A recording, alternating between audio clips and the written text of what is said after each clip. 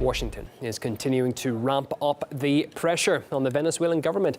On Friday, it hit the crisis-stricken country's state-owned oil company and also 5 of Nicolas Maduro's top officials with a fresh wave of sanctions. Now, the United States sought to justify the move by repeating its claim that the embattled president is undermining democracy and continuing to violate human rights.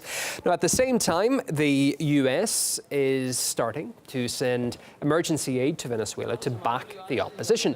Essentials like food, medicine have already been delivered to the Colombian border. But Nicolas Maduro is refusing to allow the supplies to cross into his country. He says it's a cynical ploy by the Trump administration and an attempt really to justify a possible military intervention. The Venezuelan president also hit out at the Colombian government, which he accuses of flagrant aggression. For our part, our policy for Colombia is peace and respect.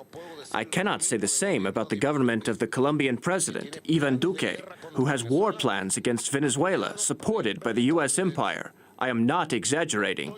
Donald Trump and Ivan Duque in the White House announced war plans using Colombia against Venezuela.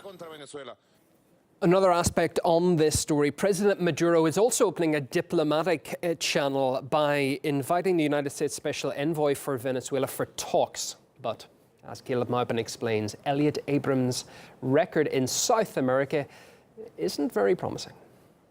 Elliot Abrams, the Trump administration's new special representative for Venezuela, has been assigned the task of restoring democracy in the country. And he says he's up to it. Just look how well he did in El Salvador.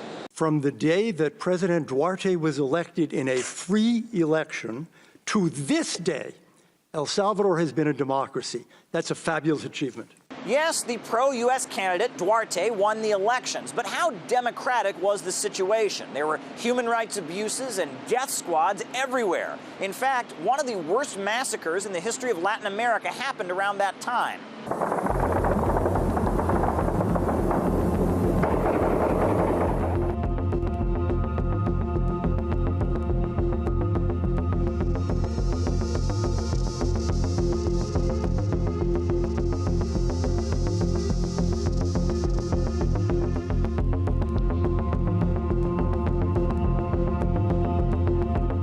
Now, Abrams got confronted about the gruesome details before Congress. Yes or no, do you think that massacre was a fabulous achievement that happened under our watch? That is a ridiculous question, and I yes or no? No. I will take that as a yes. I am not going to respond to that kind of personal attack, which is not a question.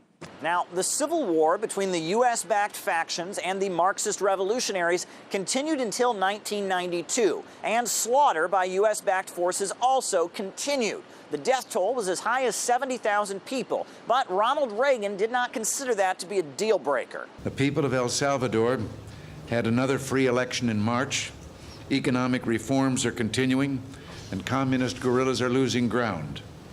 And none of this would have been possible without the economic assistance and military training and equipment that we provided. So, what have been the results? Is El Salvador now a land of prosperity and freedom? Hardly. In fact, in 2017, El Salvador had the highest murder rate of any country in the world that is not currently at war. Those figures only decreased slightly in 2018. Now, somebody might look at this and say, well, that was decades ago. Why bring it up now? Well, the fact that Abrams wants to repeat his democracy restoration project in Venezuela is certainly alarming. And when asked about this before the U.S. Congress, he didn't deem it necessary to give an answer. Would you support an armed faction within Venezuela that engages in war crimes, crimes against humanity or genocide, if you believe they were serving U.S. interest, as you did in Guatemala, El Salvador, and Nicaragua? I am not going to respond to that question. I'm sorry. Also on Friday, RT America correspondent Dan Cohen confronted Abrams after a conference in Washington, asking him a few questions he didn't seem overly keen on answering. Here's the video from Dan's Twitter. What do you say to people who are skeptical about you because of your history of using humanitarian aid to send weapons to Contras in Central America? Do you have any comment about that? There are a lot of people who are very skeptical. Thank you. No. Could you leave us alone, please? I'm doing my job. You are too. What do you walking? So I would appreciate it. What do you have to say about that? You lied to Congress. You were convicted of crimes.